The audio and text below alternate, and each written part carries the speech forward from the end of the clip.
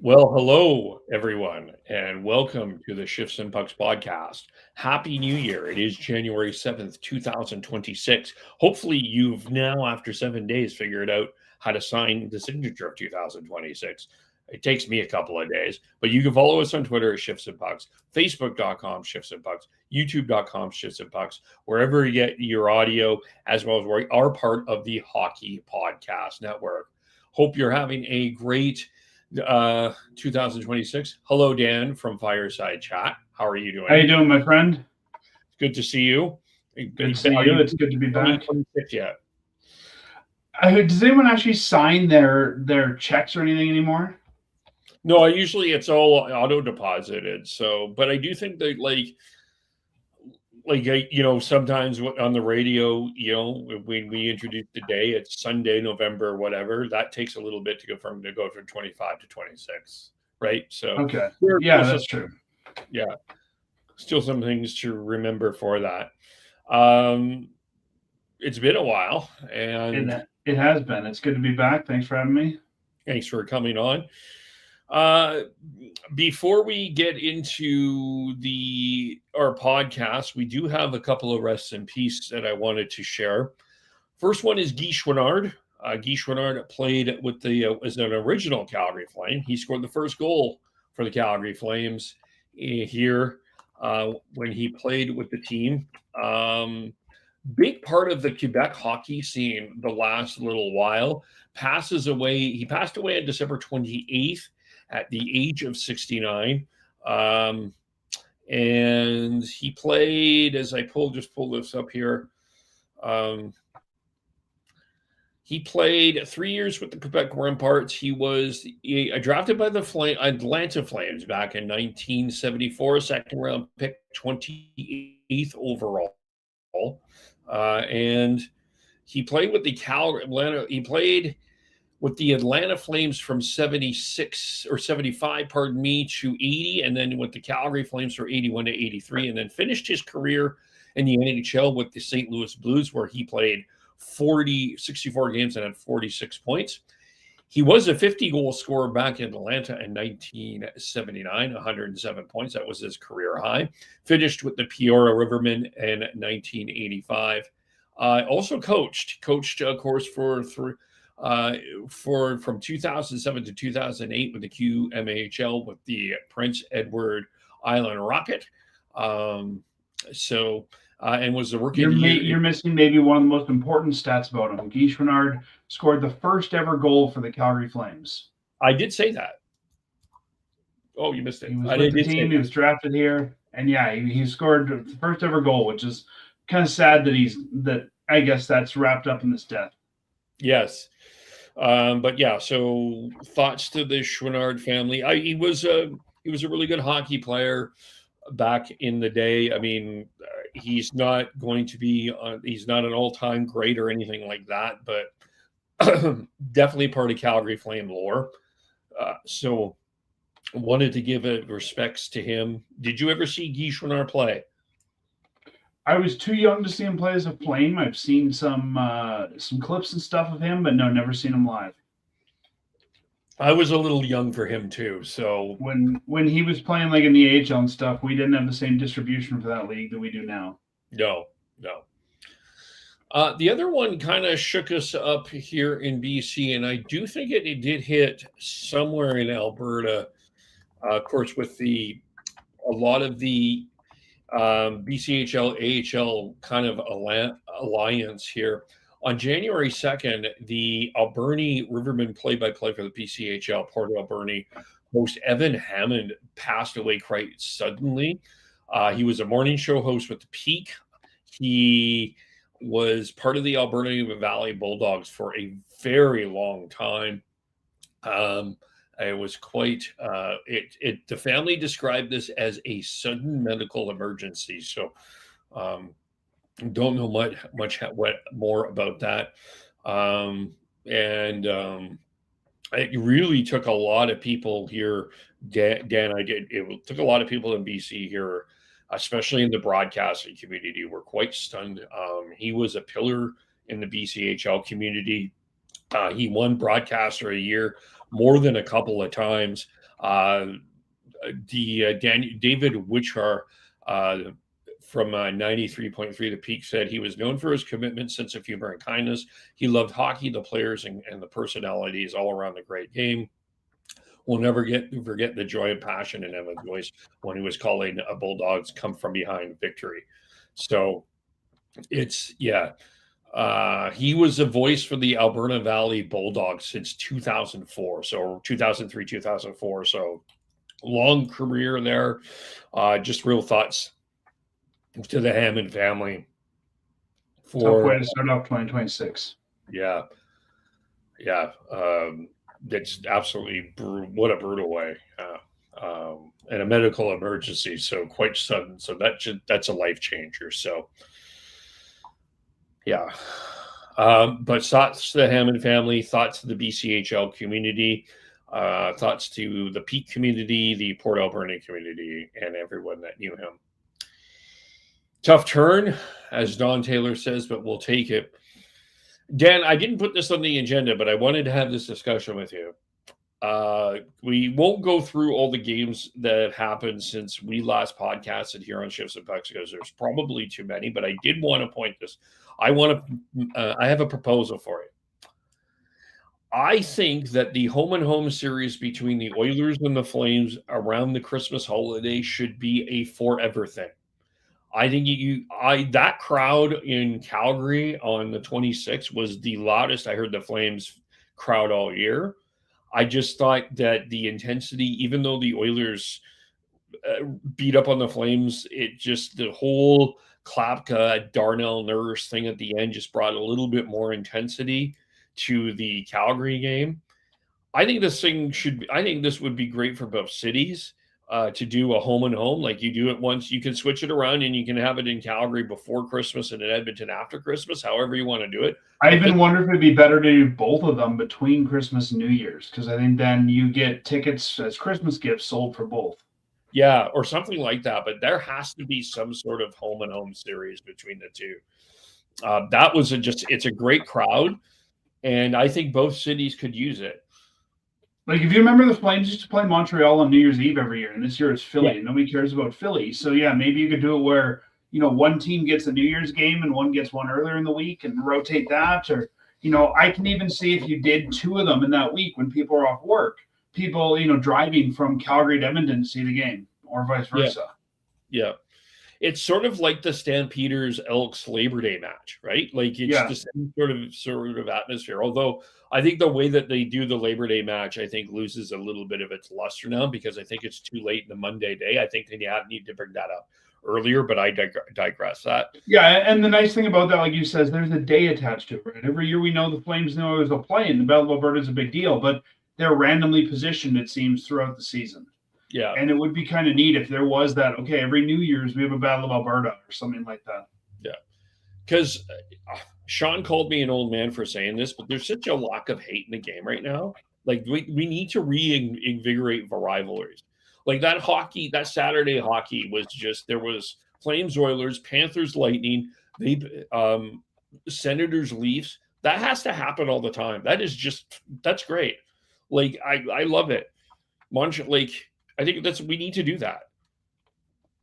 Yeah, I think, one of the things I remember when the NHL kind of changed their schedule was we went from, 6 games against some of those rivals to 4, and we're getting 2 more games next year. And I don't know if you've heard it. I haven't heard how those games are going to be distributed, but I would love if we could add, 1 more game in Calgary and 1 more game in Edmonton and make that a rivalry game. Like, I don't know how the NHL plans to add those extra 2 games, but if they could say everybody's going to play their rival once more at home and once more on the road, I think that'd be a great thing.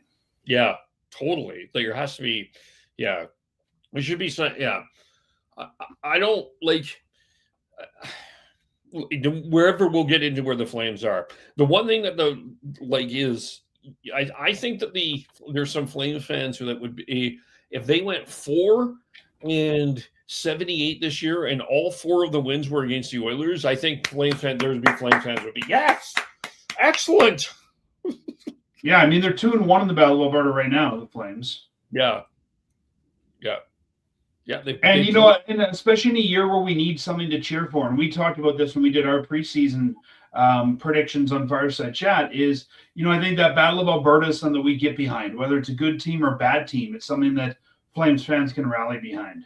Yeah, for sure. Well, we are united in our hate of Edmonton.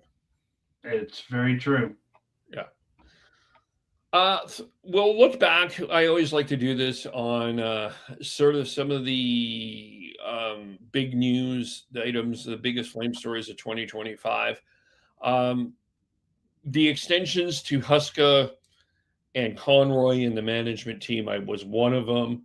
The Huska one was announced earlier in the just before the season started. The Craig Conroy and the management extension was just handled so weirdly, which I don't know where you put the Don Maloney interview. I don't know if that is a story, but it is part of the year.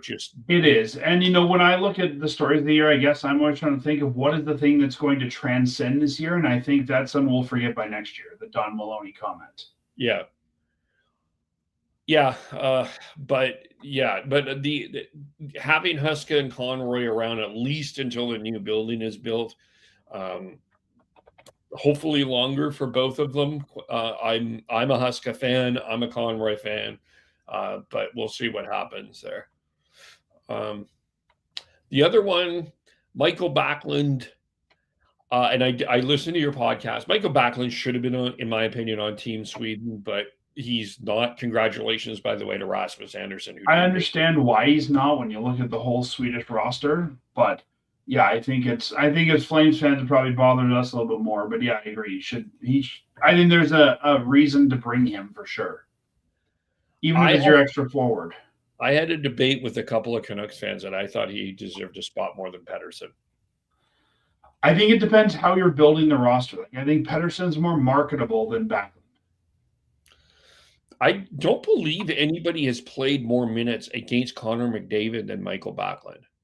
Probably not. Which would have been something I would have had to have considered. Yeah. But yeah, I guess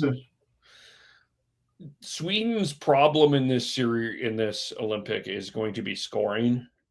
But having Backlund there or not is not going to necessarily change that. But scoring is going to be an issue for them. They don't have an elite scorer on that roster. No, they don't. So, but Backlund did play his 1,000th game. He also signed an extension as well, and he's had a great second half of the first half of the year. He's had a great. Yeah, he's really picked it up. Him and Coleman have been the best forwards since the middle of November to the end of now. Till now, it's hard to argue anyone else has been better. Yeah, so I put that on the list. Then I put the extension specifically of Dustin Wolf and Matt Coronado in the offseason. Both of them signed 8-year deals. I think those are I think that the veterans looking good is what the team had to have this year. The Colemans, the Andersons, those guys had to step up when you have a lot of young players. But I think that the extensions are the most interesting part, especially with the fact I think that we got the extension to Coronado, and he's right now playing on the third line. Big money deal, and not seeing the season we expected out of him. For better or for worse, depending on what you want the Flames to be this year. I think that Matt Coronado is experiencing the same thing that Dustin Wolf, I think, figured his way through. I think this is an adjustment of expectations for him. And Backlund and Coleman remain the fixtures of players, or in theory fixtures of players. He's not going to get 30 this year. I don't think he's going to. I think his peak is 30, 35 goals. And I think that, but I do think he's a good. I think you've got to find him a partner, which I don't think we have done. I think the closest has been Morgan Frost. I would like to see that more of a thing, but I understand why they're putting Coronado with Backlund now. Yeah, me too. And I think Frost is the best they've got, and it makes me curious if the Flames fall as far as many think they will in the draft this year, if you put Coronado with whoever that player is, if he's in the NHL next year, if that's McKenna or somebody else. Yeah, But that's a or discussion for later in 2026. yeah. The other story, I just put Zayne Parekh. I think just he how much he played, where he was going to play, where he can't play. I mean, and his World Junior. We'll get to his comments in a little bit, but he had a fantastic World Juniors in terms of setting the record for defensemen, for Canadian defensemen in points with 13. He made some comments that set some people off, but got the hockey world talking. But I think Zayne Parekh, just the whole year, the discussion around him, he was one of the bigger Flame stories. Yeah, I think so. And I mean, it's part of, what you often see when your team is not doing great is, fans are really excited about, well, I think even if your team is doing great, but especially around here where fans get excited when you get a high pick, and he's the high pick. And in some people's minds, I think he can do no wrong because of that. But I think that one thing we've learned through everything you just mentioned with Zayne Parekh is he's still a very young man, and there's still some growing up to do, and both on and off the ice. Yeah, maybe let's address the comments now, because it did cause it caused a stir in a number of different areas. But he basically said that the Flame, he was talking. Joshua Clipperton was the one that did the interview with him, and basically he said he's having so much fun here because he can be himself, and in Calgary they don't let him be himself. So I guess let's start here. What did you think of the comment? You and I have had this discussion before we hit record today. And to me, I mean, my thoughts on it are different based on who's telling him that. And that's the piece of data we don't have. Is it management or the media team here telling him not to do himself, or is it the senior players in the team? And my reaction is very different in both cases. If it's the media team, I think, I can understand where maybe they're giving him more media training than he's used to. He's used to playing in the OHL. A lot of times those guys kind of say and do, I wouldn't say whatever they want, but when you're the star, you have more leeway. We've seen guys like Rasmus Andersson who've had big personalities. We've seen guys that even say like Lombo have big personalities. So I can't see the Flames really stifling him from saying anything or giving one-word answers. If they are, I can sort of understand why, though. I mean, there's been some controversy surrounding Zayne Parekh coming into the NHL, and they might be making him kind of show that he can do this the quote unquote right way before they take the leash off. If it's the boys in the locker room, I think, you know what? I mean, there's been this notion for a while, the players don't like to do media, right? And maybe it was even said as a joke of just go out there, give them your one word and hit the shower. And so I'd really like to know more about who told him this and in what context. Yeah, I think I don't think it was the wisest thing to say. And I've heard I saw a lot of people say, well, you know what, there's a bunch of scrubs on this team that have done nothing, so who cares what they think? They're your teammates. That's the big thing that I think a lot of people are forgetting here, is those comments are throwing your teammates away. And for this part, I don't really think it matters in the sense of, I understand your context, but I don't think it matters who told them that. They're all your teammates and part of the organization, whether they're on ice personnel or off ice personnel. You have to, there's a way to say that, to talk about the personality issue, which is a very legitimate issue in the NHL. I don't disagree with that. There's a way to do it without throwing teammates under the bus. And that's there is. And Kevin, I wonder too, how often have we seen in anything, whether it's media, whether it's discipline, whatever, that, top players kind of, can do what they want and get a slap on the wrist. And I wonder again if he's used to those kind of comments in the OHL where he's a top player. And this is one of the few times I can think of where a guy gets drafted high, is amazing at their level, comes to the NHL. And I mean, let's be honest, he was a third pairing defenseman. And I wonder if a lot of that is he just, he's used to maybe getting away with more than he should. Yeah. I think when you're the best defenseman in the OHL, you can say those kind of things about your teammates, and people go, "Yes, yes, you're right." And when you're a third pair defenseman, maybe not as much. Yeah. You have to also, just a reminder for people, there is some, as Dan mentioned, there is OHL controversy with Zayne Parekh as well. So he did get it.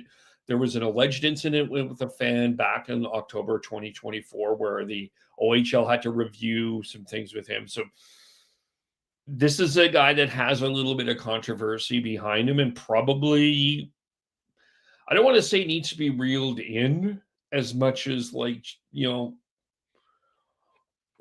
I don't know how to word this I think necessarily. you got to give him a short leash. You got to kind of make him prove his way back to, giving him that, he's coming in, there's controversy. You don't want that controversy in Calgary. You don't want him to do that. So I think in some ways they've got to put a short leash on him and say, okay, Zayne, you're not a child anymore. You're playing in a man's league. Show us you can do this both on and off the ice. Yeah. And I think for the Flames organization, just from the players' perspective, if you just hear me out here, you went through the noise of the Lindholm, Tanev, Hanifin free agency situation. You also went with the noise. If people forget, Nikita Zadorov made some comments about the team before he left, that this organization was absolutely not happy with. And the fact of the matter is they needed to get Zadorov off that team as fast as possible. This is a team that doesn't want to play with a lot of noise behind them. They do want. I think people are not understanding the difference between personality and drama. Yeah, that's fair. Between the two. I think it's also, the fact that Zayne would choose to do this at a time when I think his roster spot is a little precarious, I think also shows a lack of judgment. Yeah. Yeah. Yeah. There's been a lot of talk about, do you send him to the AHL for a condition stint? Do you send him back to the OHL? Like, what do you do with him when he comes back? And, if I was him, I think he must be hearing those things. He's been off for a while. He hasn't really played in the NHL. I don't think this helps your case to say I should stay in the league this year when now there's that controversy there. And it might come down to, it's almost like a timeout. Go back to the OHL as your timeout. And, let's try this again next year of being a man. And the other thing that people forget too, let's not forget, last year at training camp, his behavior, and I don't know exactly everything, but they sent him down to junior really quick last training camp, if you remember. Yep. This is what I think is going to happen this time, though, Dan. I was thinking a little bit about this morning when Derek Unheimer tweeted about Harrison Bernigay being sent down to Kamloops. I think they're going to play Parekh they're going to have Parekh with the team for the rest of January, but I think they'll send him to the OHL at the Olympic break, because it doesn't make sense to have him sitting around for a month. Yeah. I think that's ultimately what's going to happen here. Yeah, and if they could send him to the AHL at that time, they would. I think anyone that's on the Flames roster that's eligible to go down, even a guy like Kuznetsov, well, I guess you have to clear waivers, but if there's anyone like Stromgren who's still up here, they'll go down too, because there's no use in having guys sit around. And I also think that there's two other challenges here, Dan, with Zayne Parekh that one's going to be a bit of an awkward conversation, but here's the first one. How do you keep Hunter Brzustewicz out of the lineup? Because he's looked okay. I think if you're going to keep him out of the lineup, you've got to send him to the American League. I don't want him just sitting around. I'm okay if you want to send him back down. Sure, but I don't think he's been spectacular, but I would say he's been more effective than Zayne Parekh. Oh, so you're talking about comparative to the two. Yeah. Yeah. Okay, I see what you're saying. Like, I'm thinking, they just want to take him out for a different look, which they did last game. I think you're right. I think that based on what we're seeing, you need to keep Brzustewicz in. The only argument I think you could make for Brzustewicz over Parekh is, or Parekh over Brzustewicz, is if you think it's the only place Parekh can play. We're not willing to send him to the OHL. He needs NHL seasoning. I could see them saying put him in and bring Brzustewicz back up after Anderson gets traded. Yeah.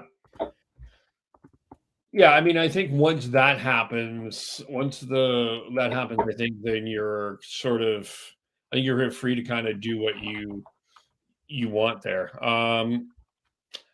Like that's the only thing I could see is say, okay, we're gonna put Parekh in with Hanley or whoever's on the third pair because it's the only place he can go. He can't go to the American League. And Hunter, get ready because as soon as we make a trade, you're coming up full time, Yeah, yeah, and then you'll be a top four guy. yeah. And yeah, because I think I know that they did put Borskevich on the power play. They gave him a little bit of a look there. So But he's still playing with Hanley. I think at that point you'd be saying, you know what, you're going down for now. As soon as that trade's made, you're coming up. You're playing with Ball. You're in the number two or yeah. top four, I should say. The top two pairs. Here's the other thing, and this is the awkward conversation. The Flames record when Zayne Parekh was in the lineup and compared to what it is now,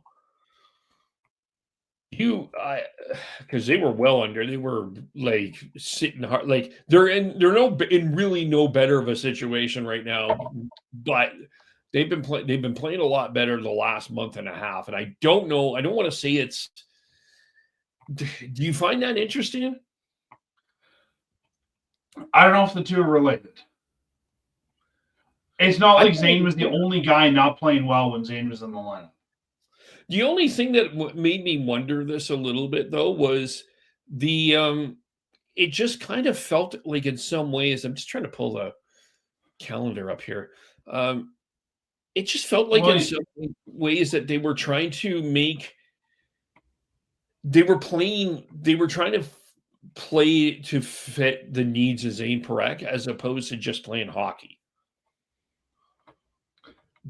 Yeah, and I guess depending on what you think the season should be for the Calgary Flames, that may or may not be okay. Like, if you think that the Flames, and I don't want to use that word tank, but if you think this is a good year for the Flames to maybe not be a great hockey team, then putting Zayne Parekh in the lineup, whether he's good or bad, might be a good choice.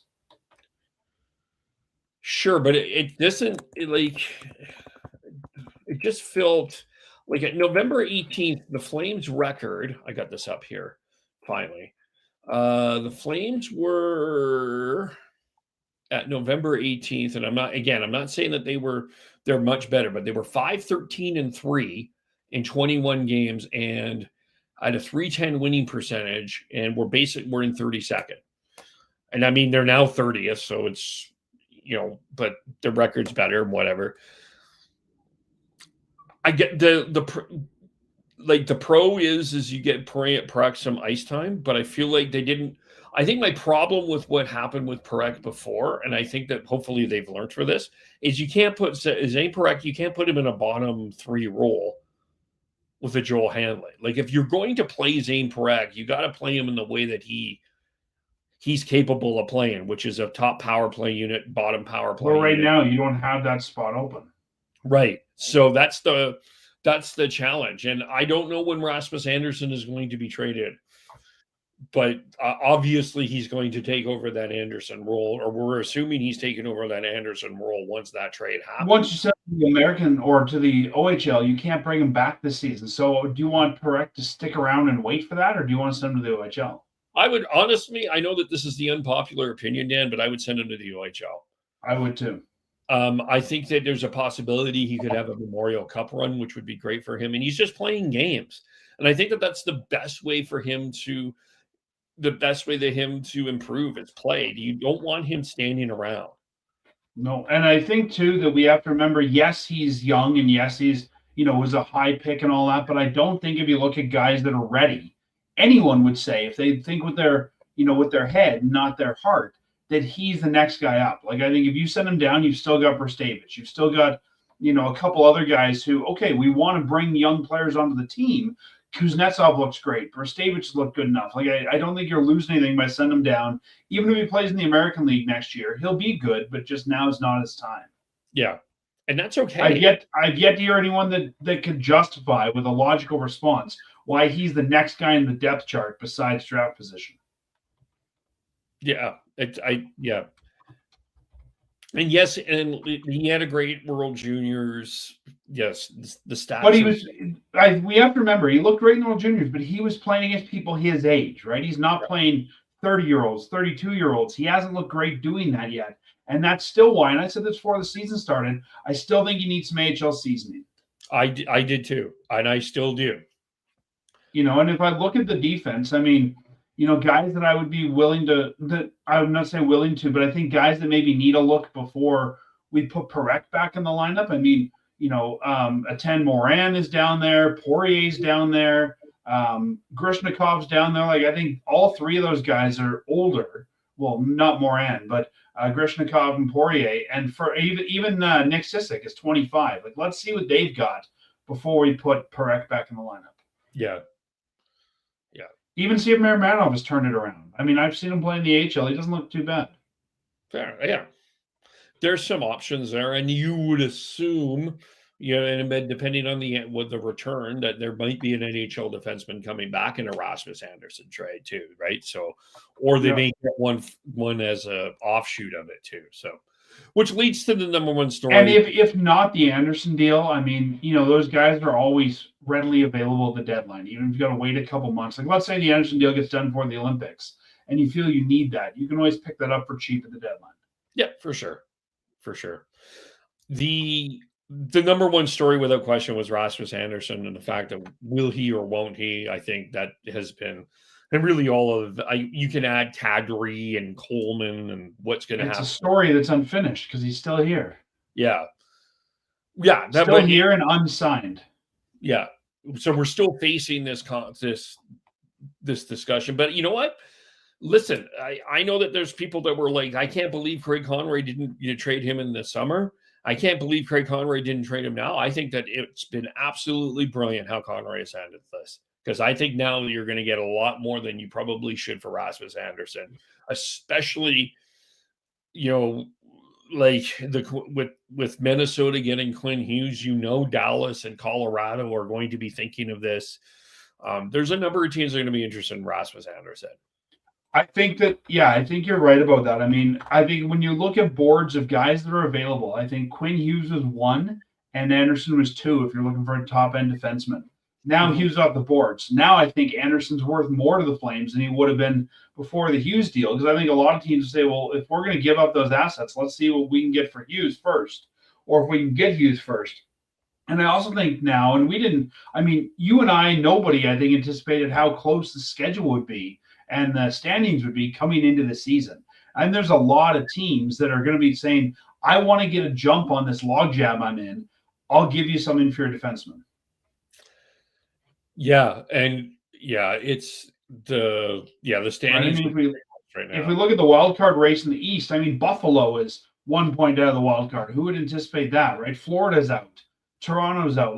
They're all in. There's between the bottom team, Columbus, and Pittsburgh in the wild card, it's 43 points for Columbus and 49 for Pittsburgh. And then if we look at the West, it's pretty close as well. You've got San Jose in the wild card at 45, Winnipeg at 35. I think that there's a lot of teams here that would say, I want to get that piece early to lock us in or get us out of this logjam. And I don't know that you would have got the same value for him in the offseason. No, it's true. I think that's what Conroy's strength has been, is waiting the situation out for the best that he could.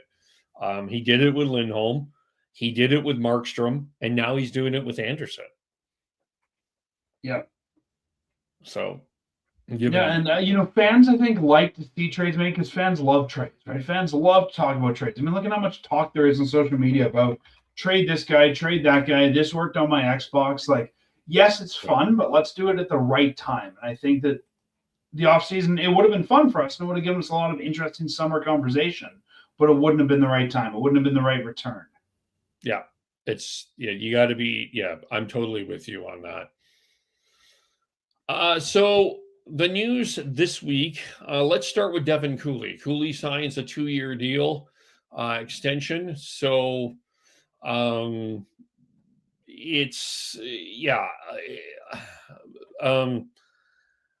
I give Devin Cooley all the credit in the world. I mean, you look back at that preseason game when Vancouver came to town and they just eviscerated the Flames. And I'll admit it.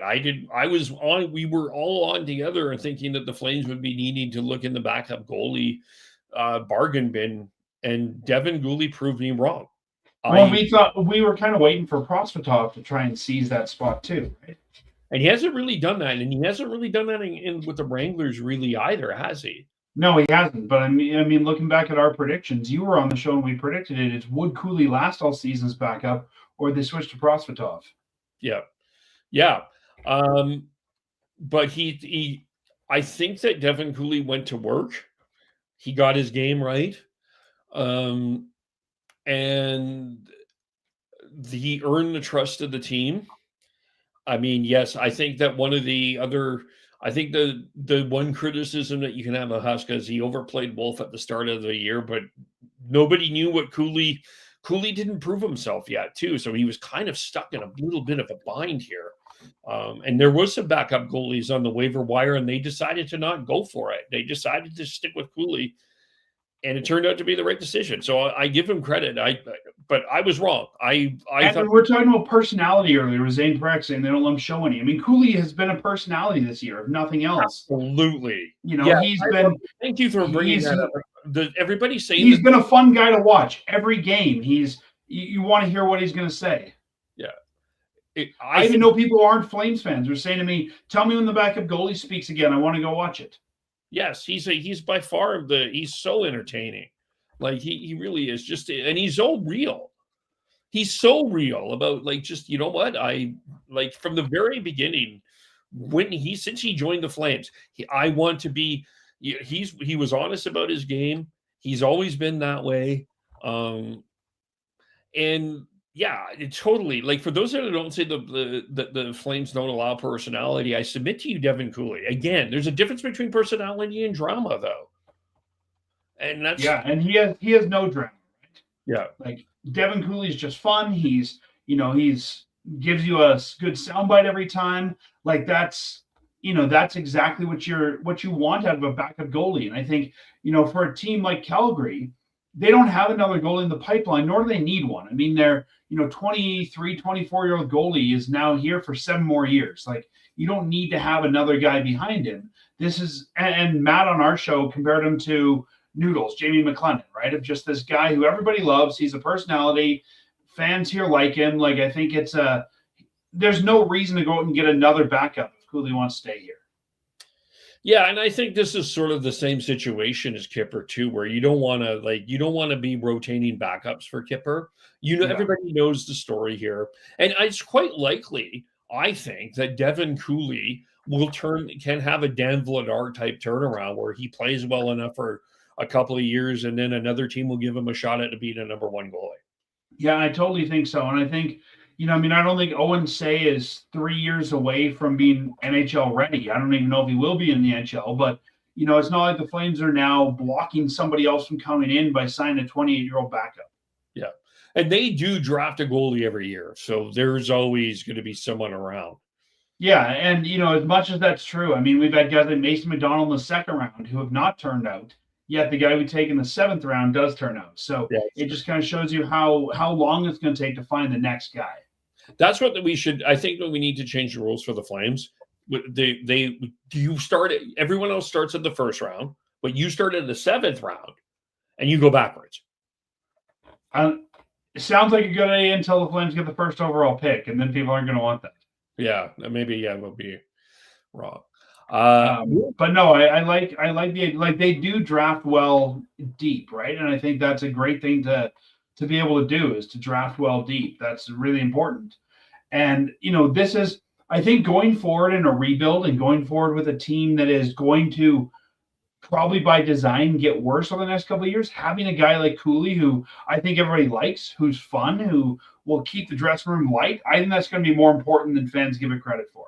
Yeah, yes, especially and you're starting to see the losses kind of wear a bit on the team here on the veterans. I've noticed that a little bit. I don't know if you've had just a little bit, some frustration has set in. It's not immense, but it's not an immensely noticeable. But yeah, and I mean it's frustrating, right? Because I think the Flames still think that they're in this, and I think they came into this thinking they were in this, and I think that's an important belief to have as a team for sure. But I think that that's probably why there's been some frustration there. But I think next year, if you don't have Anderson, if you don't, let's just say they don't have Anderson, they don't have Coleman, and I don't think it'll happen. But let's say they don't have Kadri, right? You're going to have a very young team at that point, and I think there's going to be some frustration there, and you're going to need some guys that can keep things light and keep things fun. And I think Devin Cooley, we've said this about so many guys in the past. I think his value is as much as the backup goalie as is in the dressing room. Yep. So that was Cooley. William Stromgren is going to make his NHL debut against the Montreal Canadiens. He was called up. The John Beecher was A, suspended, but B, he was put on IR for a week to week with an upper body injury that he got sustained in the fight against Nicholas Hague. Did you agree with the suspension, I guess, first of all? For one game, sure. My issue was he's a fourth line guy. I think that the league felt like they needed to deal out some discipline. So, okay. My issue was Michael McCarron was running around. He went to the Flames bench first of all, and which was after the Longberg fight, and then he went looking for Mackenzie Weegar like he was shopping at Chinook Center out there. Sure, Beecher probably should be disciplined, but McCarron should have got something too. I think, in my opinion. Yeah, I mean, I think that's a bit of a different conversation. Is the Beecher suspension warranted for one game? I think it is, but I think McCarron also, I don't think the one necessarily has to be related to the other, but I definitely think McCarron needs some discipline too. Yeah. But Beecher, either way, Beecher still, I think, deserves a game. Yeah, and he got hurt, so we got William Stromgren coming up here. Do we see him in the top six? Stromgren? No, I think he will play that. Right now, he's on the line with Zari and Lomberg tonight. Oh, is that the idea? Okay. Or at least I think that's how they had them at practice today. Okay. That's what's being reported by Daily Faceoff. Was an optional skate today. Yep. So I don't know if that's. I guess if you put him in the top 9, who do you take out? Yeah, that's fair. Right, you're not taking Klapka out. No, you're not taking Farabee, Kadri, Sharangovich out. Klapka, Frost, Huberdeau, Coleman, Backlund, Coronado are your top 9. You're not taking any of those guys out, and I don't think right now you drop Klapka to line 4. No, it looks like it's Kirkland, it's Stromgren and Bruskevich in, Kirkland and Bacall out. So yeah, it makes sense to me. And yes, Stromgren is young and exciting, and I would start him on the fourth line and tell him sort of like you've done with Klapka, look good, we'll move you up, whether this game or next game. If he's going to be here for a while, start him on line 4, see what he's got. Maybe this doesn't work out and he goes back to the Wranglers dressing room tomorrow. Maybe it does, and then you swap him and Klapka next game. Yeah. Were you surprised it wasn't Rory Cairns, or did they just want to give somebody else a look? I think you got to give as many guys a look as you can. I think the Stromgren looked really good in the American League this year. He's got 29 points in 33 games, and he's 22. He's a big guy. He's 6'4". I think it's time to give him a look. Yeah, that's fair. I think you know what you've got in Cairns. You can call Cairns anytime, and you know what you've got there. Yeah, that's fair. I think you need to start seeing. I mean, this is we're seeing Bruskevich for the first time as well. Yes, we saw him for one game last year. But I think they just want to start seeing guys. And even when they brought Kuznetsov up, I don't think anybody thought Kuznetsov would stay here in a top 4 position. I think it was, let's see what we've got there. Yeah. Yeah. So, yeah, we'll see. And I wouldn't be surprised, Matt, if this position rotates in and out a few guys. I don't know that this means Stromgren's here for the whole week-to-week time. I can see them rotating that out among a number of guys. I am pulling for Justin Kirkland, but I don't think he's a consistent NHL player. I think Kirkland is a good 13. it's sort of like Dryden Hunt. They like to bring Hunt up, and I think he's a good 13. Yeah, I can, yeah. Right. But when I look at the guys in the farm, like, I think you might give Matvey Gridden another look. Um, I think that we've seen them bring Cairns up, we've seen them bring Morton up. We've seen them bring Hunt up. Like, those are the guys I think you've seen, and I think that Stromgren's the next guy in line that you want to take a look at. And if he doesn't work out, maybe you try another guy like Gridden again, or Lucas Siona, or like, I can see them rotating through that spot. Yeah. Yeah. Or Yeah. Morton again. Yeah.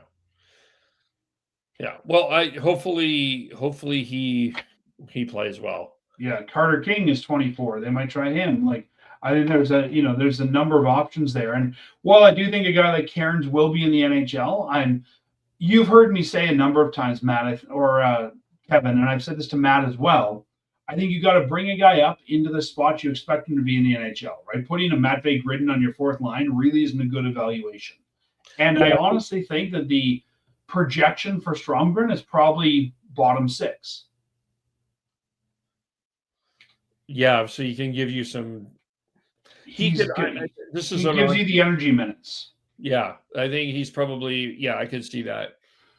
So I think if you're going to put a guy like Gridden on the fourth line, that doesn't make sense. I think bring the guy like Morton up. That's where Morton projects as well. So I think, try these guys out, see what happens. One player on your fourth line is not going to tank your game.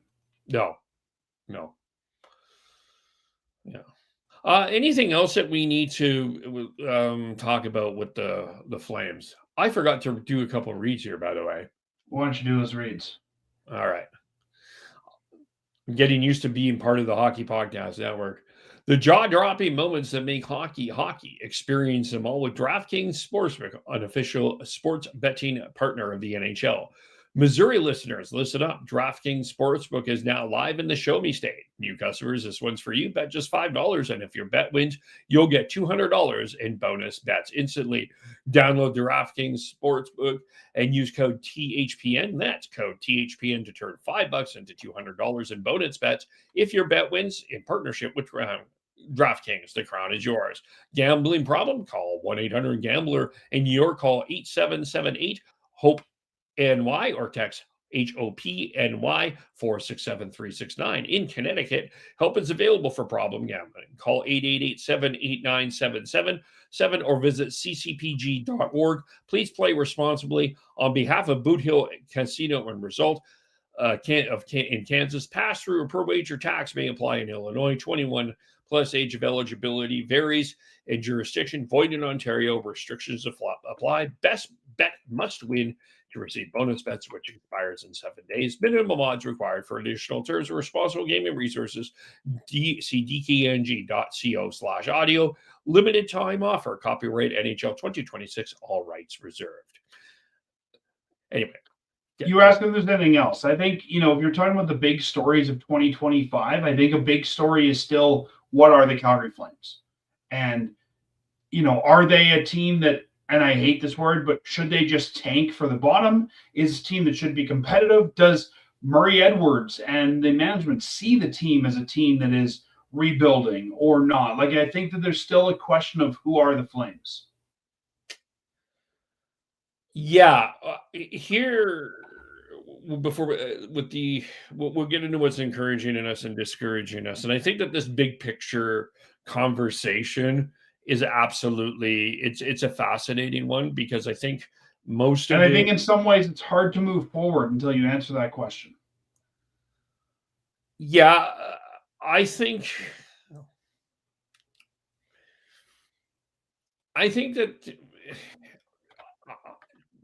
the Don Maloney comments, I think, really set everybody aside, or kind of just put everybody's back up, just the way that he commented.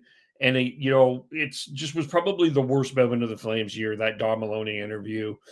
It was just so bizarre, and he probably should never speak to the media again. I'm sure he's a very smart hockey man and has some interesting insights. I don't know Don Maloney personally, but I think that caused a lot of strife within the Flames fan base because of some of the things he said, and just the fact that where we know that the Flames are right now, or they're 30th place. They are a bottom team.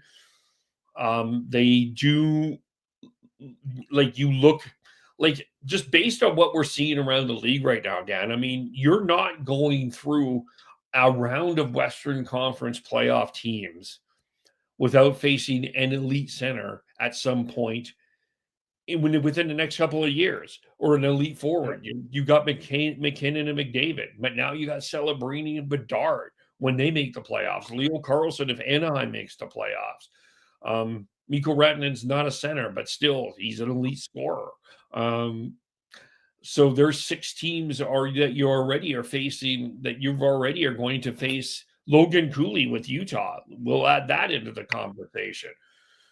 Like, and then you got the elite defensemen like Cale Makar and Quinn Hughes and Miro Heiskanen. And I think all of these, this is very true what you're saying. And I think it's definitely, this is what is the reality in the West. And I think people would feel different if the Flames just came out and said, yeah, we're rebuilding. Yes, you're right. That's the state of the Western Conference. Here's how we're going to tackle it. But right now, the Flames really haven't said who they are or what they're doing. They've sort of danced around it. Yeah, I think Conroy's kind of said it without saying it, though. I think Conroy's done a really nice job of kind of definitely sneaking around it, but they haven't said it. You're right. He has, but why not come out and say it? We've seen other organizations do it. Like, I think it's even Conroy saying it feels like it's just kind of I don't know, let's talk around the issue. And I think at some point it just needs to be addressed.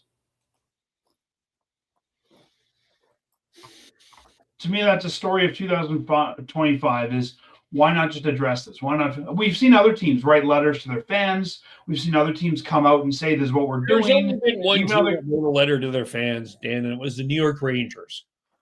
And then they shredded that. They took that letter, burnt it, and went on to merry way to be the New York Rangers.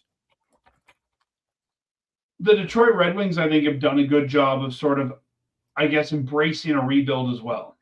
The best organization that has done it the best has been, in my opinion, Montreal. That's a good example too. Like and I guess, I guess it's one of these things of just, we're talking, like you said, around it, and we're using words like rebiggle and not saying it. Like, I think even with Conroy saying what he's saying, yeah, he's saying it, but I guess when are you going to say something more than just we need to get younger? Like, we need to get younger, and that might cause some growing pains or something like that. I don't know why it's a scary word for people to say. I mean, even here in Vancouver, the hybrid rebuild is now part of the vernacular. I mean, fans know it. And I could see if you were like Edmonton was for a while, where you were in your 10th year of a rebuild, right? Then it's a scary word. But every team goes through it. If you say, you know what, yes, we're in a rebuild. Here's what we're doing. Here's our plan. We're hoping to be out of this in 5 years or 6 years or whatever, and just lay that out. But it just in some ways feels like the team's being disingenuous. I don't disagree with you. I guess, and if they don't want to say it, I guess let's see how in the rest of 2026 their actions speak. Because if they end up keeping Anderson, which I still think there's an argument to do, I don't believe that you're in a rebuild then. And that's okay, and depending on who you're talking to, but you got to put your foot in one camp or the other. I guess my question comes down to here with the Flames is the season ticket holders and the sponsors. What are they saying? Because they're the ones that are paying the money. Like, I'm not paying money to go to the games. So I don't know how much my voice counts in this conversation. Like, of course, I think the fan base is well aware where the Flames are. But I don't think that we're pointing everything at a tune here. Like, it's been kind of feels like a mushy middle, although they picked top 10 three of the last 4 years. The desire to get a top 5 pick is totally there. I totally get it. They need none of these guys that they got, including Zayne Parekh, are they're high-end players, but they're not in the McDavid, McKinnon, Celebrini, Bedard world, and you're not going to go anywhere without them. And really, the best way to get one of those guys is drafting high in the draft. Like, I Well, get, as you were saying, Kevin, like, you have all these elite centers in the West and even in our division. So if you're not saying you're going to rebuild, then tell us what your plan is to combat that. How are you planning to get that guy? Like, I think the team just needs to step out of not saying anything and give us something. Okay, we're not going to rebuild. Here's how we plan to combat that top center in all of our major opponents. Or, we've just rolled out a Brinks truck for X guy, but it just feels like in some ways they're moving out older players and that sort of thing, but it still feels like in some ways they don't want to admit that they need to rebuild. Well, or they don't know who they want to be. I think that there's two fears with all of this that are going on right now, and one is a really old fear, and I think both of them are a little bit unfounded. The first one is that we keep hearing you don't want to be Buffalo. Nobody wants to be Buffalo, of course, but there's ways to work. As much as we say that, Buffalo has more points than we do this year. Yeah, exactly. And I don't think Calgary's at the risk of that. Nobody wants to be Buffalo, but like you said, look at Montreal. Look at other teams that have done this. Buffalo is the exception, not the rule. Yeah. Every sport has a Buffalo. I mean, in baseball, it was Oakland for a while. Like, nobody wants to be Oakland. Like, every pro sport has that one team that you don't want to be, but nobody else is going to be. Unless Murray Edwards loses his fortune and won't pay anyone more than $1 million, it's not going to happen.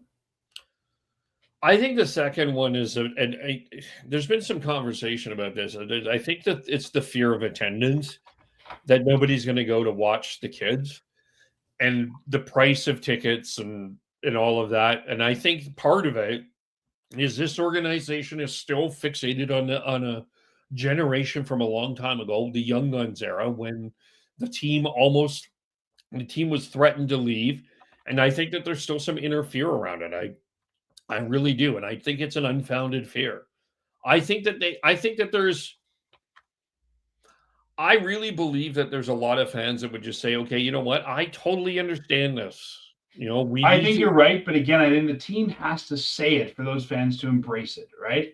Because right now the team is saying we're competitive and they're not, and you're getting angry fans. But I think you're right. If the team said, we're taking a step back, we're rebuilding, here's the faces of our team now, which are Coronado and Kuznetsov and, the young players, I think you get a bunch of fans that would embrace that if the team embraces it.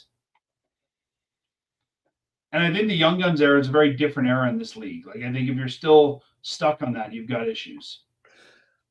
One of my theories is I don't believe that management and I'm not convinced that management and the Flames are on the same page. I think that there's a division here where I think there's a section of the Flames management that does want to go through this rebuild. They want to say it. And there's another side of this that don't want to say it. I get the sense that Conroy was brought in with that as his plan, and Don Maloney, and maybe as the voice of ownership, is not wanting to, say the quiet part out loud. Do you get the same sense? Yes. This is very much Trevor Linden, Jim Benning. Yeah. This is exactly the same thing. Yeah, and I guess I wonder, can you afford for that? Can you afford for that divide to happen? Or at some point, are we going to see either Conroy lose his job to get someone in who's a Maloney guy, or do we replace Maloney with a Conroy guy? Like, I guess my question is, what's ownership's thought? Well, from the fans' perspective, I got to tell you, I would sense if Conroy left, I think there'd be a massive revolt of this organization. I think you're totally right. And I think he's the right GM. But if you're a Conroy and you're not, you're rowing in the opposite direction, you're going to want to stay. But I think there would be more fans that would go watch a young team trying to develop than an old team struggle to score goals. I totally agree. And like I said, I think you can totally sell the smart Calgary Flames fan on that, pending you step into it. Like, if the team says, hey, we are taking a step back. Here's the young guys. These are the future of the Flames. Come see them. Come embrace them. Come, enjoy watching this, I think you'll still get people in that building. Yeah. And I also, But I think the frustration right now is this: we are saying we're X and we're performing as Y. yeah, I honestly, I'm still of the belief that they are going to go younger and they are going to go through this rebuild. And I think what Conroy and Iginla and the Conroy clan will deal with the language part of this as they go forward, but they're going as it is a rebuild. And I'm willing to give them until the draft to figure this out, because I think if you end up in the top 3 and you get that guy, I think your language totally changes. totally. So I think I'm willing to give them one more year to kind of figure out who they are and what they want to be and put that language out. But I think it is still a story of this year that nobody they don't seem to want to say that. And they don't seem, from the outside in, I think there's an identity crisis. Yep. I do agree with you on that. I mean, if they end up getting the number 1 pick, and I don't think they're going to, but if they get the number 1 pick and they bring in Gavin McKenna, you don't have to say anything. Your rebuild has started, right? And I think you show that by putting young guys around him. If they end up getting a 5th or 6th pick, or a 10th pick, or a 12th pick, or something like that, I think now we've got to have a discussion of what are we doing here. Right. I think it kind of depends on where they are in the standings, I guess, more than the pick, because remember, we're dealing with a lottery pick, right? But that's kind of what I mean. Yeah. So you're right. I think if you're high up, my co-host Matt said this well. I think you never want to tank. You don't want to lose. But if you put in a lineup that's maybe not as good as your opponents and it causes you to lose while playing your best, that's another thing. If they take Anderson out of lineup, they take Coleman out of lineup, they take guys like that and say, you know what? We couldn't get close to the wild card because we didn't have the horses to do it because we're getting young players better. I think that's how you essentially get to that pick, if that makes sense. Yeah. See, I think that one of the things that they're, I think it's just the fans want some intellectual. I think what you're saying, what I'm hearing you saying, is you just want some intellectual honesty. And I think the fans want to be treated as fans, and I think right now they feel like they're not being treated as smart hockey fans. Yeah. In a smart hockey market. Yeah, this is the challenge. Yeah, it is a challenge with this ownership group and this old,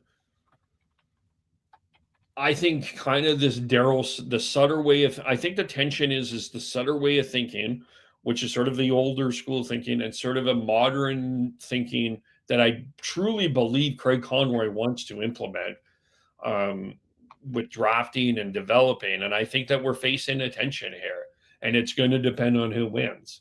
And I think, too, as you and I have talked about many times, and I've talked on our show about, the Flames have never really rebuilt. It's not like we've seen this done and we can say, hey, we did that in 91 and it worked. Use the same playbook. Like, I think in some ways there's a hesitancy because we don't know what we're doing internally.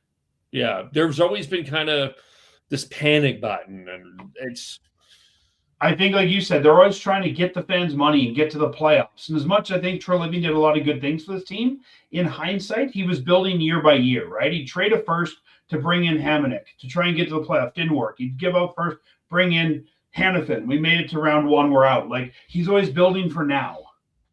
Yeah. Yeah. And I think that this is sort of the tension that we're facing now for sure. So I just think that that's a story here. We still don't really know what the Flames are. Yeah. I think if they were losing like they were in October, I think we would have a better idea of what they are. But they've shown that this roster can win games. So what is this team? Is this team? I don't think they're as good as they've played the last 6 weeks. I don't think they are either. No. I don't think they were as bad as they played the first 6 weeks. I don't either. No. So I think they're somewhere in between. I think it is a bottom 5 roster in the NHL. I can say that. I think the only team that I feel that I've seen is worse than the Flames this year in all the hockey that I've watched, there's maybe 2. Maybe it's Vancouver, and really with Chicago without Bedard and Nazar, I think that's about it. Yeah, I think that's totally fair. So I do think that this is a bottom 5 team. I think that there's a chance that this team will pick in the top 5. It's just a matter of us, I think, waiting for this to happen. Wait for the Anderson trade, see if they trade Coleman. I don't think Kadri's going anywhere, and I don't either. And we'll see what happens at the trade deadline. I think I'll be like you, though. If they, like last year, I think it was completely understandable because they were kind of punching above their weight and like, we're close to a playoff spot. Let's see what happens. Yeah, and they didn't go out and add, which I appreciated last year. No, but even this year, like even if they don't add, even if they don't subtract, I think that a lot of us, there'll be some disappointment because I think everybody knows what will happen here. And it's not that, like, yes, of course, and I the other side of me always says, St. Louis was 1 second away from advancing to the second round. Sure, but look where St. Louis is now. They're a mess too. Exactly. So I think of what it's weird for me to say that I don't want to see the Flames in the playoffs, but I just think it's intellectually dishonest for them to be in the playoffs. Let's just embrace. I'm with you. Just let's. It's not tanking. It's not even tanking. Let's just be intellectually honest that we're not in a position to compete for a playoff spot yet. Let's just be honest that this is not our year, and that's okay. Only half the league makes the playoffs every year. So This is not our year. That's fine. How do we get our year to come up in 3? Yeah. I mean, at some point, Dan, this organization is going to have to realize that Michael Backlund cannot defend the number 1 centers in this league for the rest of his life. You have to find one that you can score on yourself. Yeah, well, and like I said, I think that, at some point you're going to have to ask if the Flames don't get that top 5 pick, then what is your plan to get a number 1 center? Yeah. If not through the draft, who are you expecting, back up the Brinks truck to and paying Canadian dollars? Yeah, and you can pray that that's McDavid, but that's. But even then, McDavid will be like 30 by the time his contract expires. You don't get a number 1 center at 30. Yeah, he's not. You're not getting him at prime at McDavid. You're getting a great player in McDavid, but it's yeah.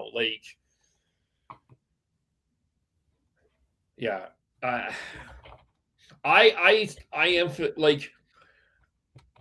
wish that I emphasize with where a lot of people are at right now. It is very frustrating to watch, but I truly believe that this is a bottom 5 team, and I'm feeling just a little bit more patient. But let's just see what happens before getting frustrated about it. Yeah, and I mean, even if these guys make the playoffs, right? I mean, they're going to get annihilated in round 1. We know that, and that might be okay for players to learn. But I think right now this team needs a top 5 pick.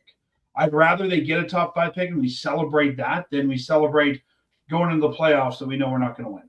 Yeah, for sure. Let's end on a kind of plus-minus note here. Let's talk about 1 or 2 things that are encouraging you about the Flames right now. I think the encouragement that I'm seeing a lot comes from some of these young guys. We talked about Kuznetsov earlier. I mean, a player that nobody expected, I think, to be in the NHL, and he's pushing 30 games. He's in the top 4.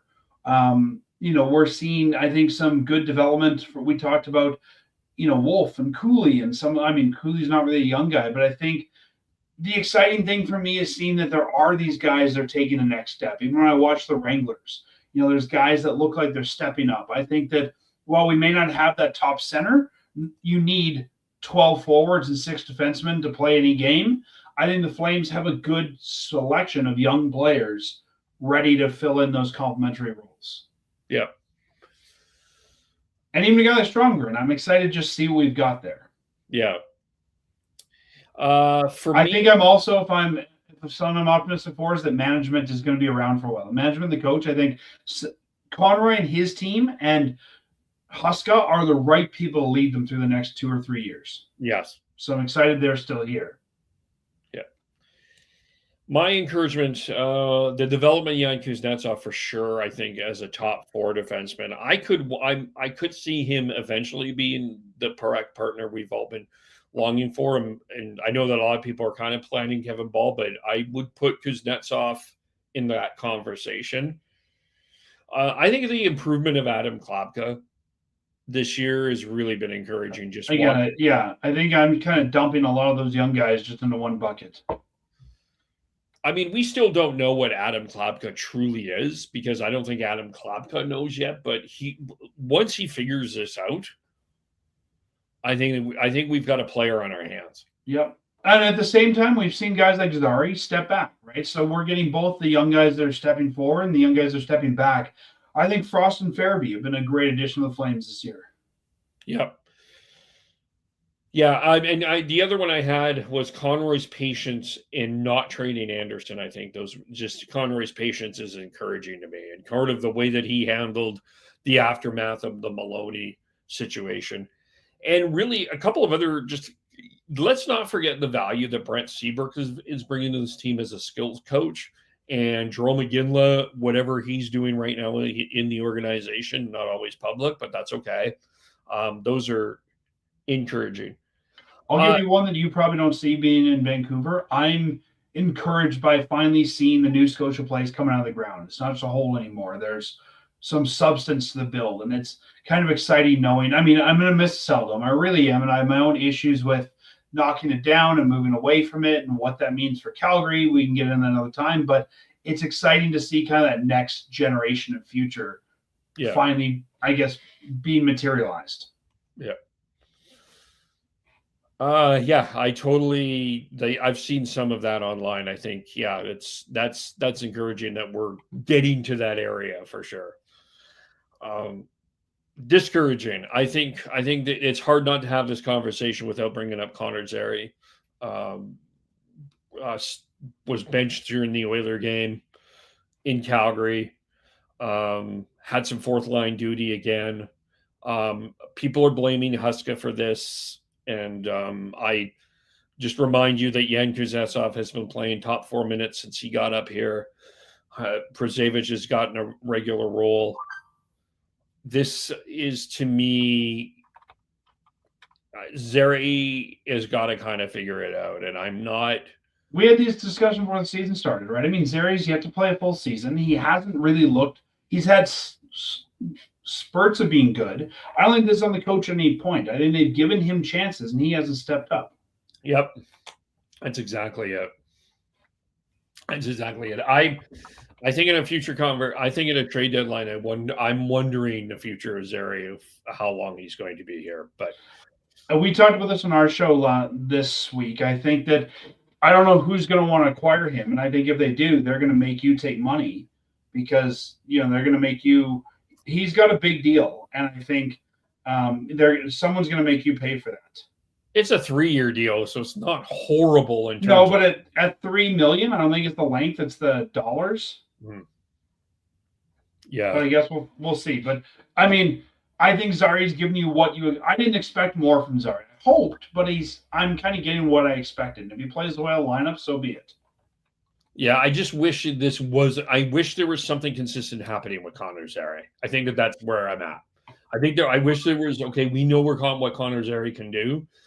And I think a lot of people had a higher ceiling of Connor Zary than Morgan Frost, and Frost has proven himself to be the guy that we were hoping Zary would be. And I think, yes, Zary is disappointing, but what I look at there's an opportunity for someone else and an opportunity for another young guy next season on the roster. Yeah. Whether that's because Zary becomes the 13th forward, gets traded, or ends up in the American League, I don't know. But I think it's going to open up a spot. Yeah. The other one that was discouraging to me is the lack of scoring from the top 6. This is going on for far too long, I think, in this organization. Like, the reliance on Backlund and Coleman to do everything. Kadri's the leading scorer, but I don't think he's been particularly great all year.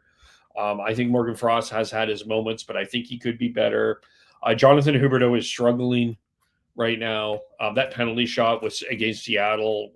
I mean, as Brent Cron said in the broadcast, the guy in up in the 5th row knew what Jonathan Huberdeau was doing. It's just kind of, he's taken a bit of a step back. That's been one of the concerns for me is, I guess, the regression, I'll call it, of Huberdeau. Like last year, we saw a great Jonathan Huberdeau. The year before, we saw a terrible Jonathan Huberdeau.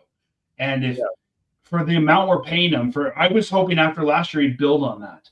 But if he's not, I'm a little worried about, obviously they're not going to be able to move that deal, and they need it, I think, to, get to the cap floor in coming years. But where does that leave Jonathan Huberdeau as a Flame? Yeah. And when you're talking about the top six, I mean, this top six has not really changed much in the past couple of years. Maybe Frost and Farabee been added, but every year that Kadri gets older, every year that Backlund gets older, I think you can expect less and less from them, and that's exactly what we're seeing. Yeah, it like the challenge here is sure great. Backlund and Holman are doing great, and that's great for Backlund and Holman. But this organization needs the younger people to step up. But it's like I said to you earlier, right? Where do you get those young people? Where does that top center come from? And it's not Adam Klapka. It's not, Rory Cairns. So yeah, we need a change there. We need someone to step up, but where does that person come from? Yeah, and that's why that's why I think a lot of people got to look high in the draft. The power play, actually the special teams in general, but really the power play. It doesn't matter if it's Mark Zavard, Matt Dubourg, Dan Stevenson, Kevin Olenek, whoever is coaching this power play, it's just not working. And I don't know, I think everybody wants to see Zayne Parekh there. Sure, let's give that a look, but this has been a couple of year issue with this team too, is the power play. The penalty, and they've changed coaches. It's not a coaching issue anymore. I don't think it's a personnel issue. Yeah. Yeah. And I think that goes back to what you're saying about the top six. The guys don't know they have the right people on the power play. And I don't think the right people are currently in the organization. I think the Flames have tried every combination of every guy they've got. And I think in order for it to get better against the teams they're playing against, it's going to need to be different people. Yeah. They do need to look at making some decisions there for sure. All right. That's kind of it for me. That's it for me. I think that covers everything I wanted to talk about. I think, there was a couple of comments. I think we addressed the comments about the mushy metal with our conversation about. Yeah. So tell us what you got going on. Fireside Chat is live every weekend. We generally record on Sundays or Mondays, and then we'll have the show out the day after. Calgary Flames talk every week. Fireside Chat is about an hour to an hour and a half of Flames talk. And this week we'll be talking about some things going on with the team. We'll talk about our thoughts on how Stromgren does tonight in his debut. We'll talk about the Flames starting this road trip and how they're going to look after a long homestand.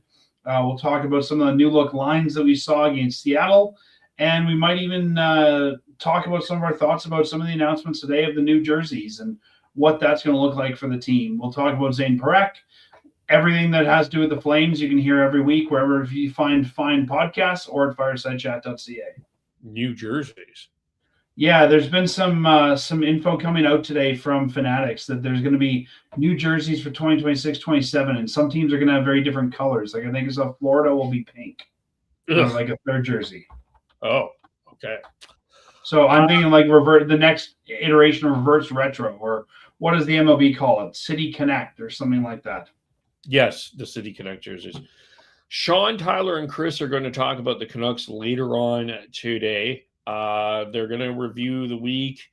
They're going to talk about the World Juniors. Braden Coots was traded from Seattle to Prince Albert. And we didn't talk about this, but they'll talk about the reaction to the Olympic rosters. But maybe we'll talk about that another time. As we get closer to the Olympics. But you can follow us on Twitter at Shifts and Pucks, Facebook.com Shifts and Pucks, YouTube.com Shifts and Pucks. Subscribe wherever you get your audio, as well as on the Hockey Podcast Network.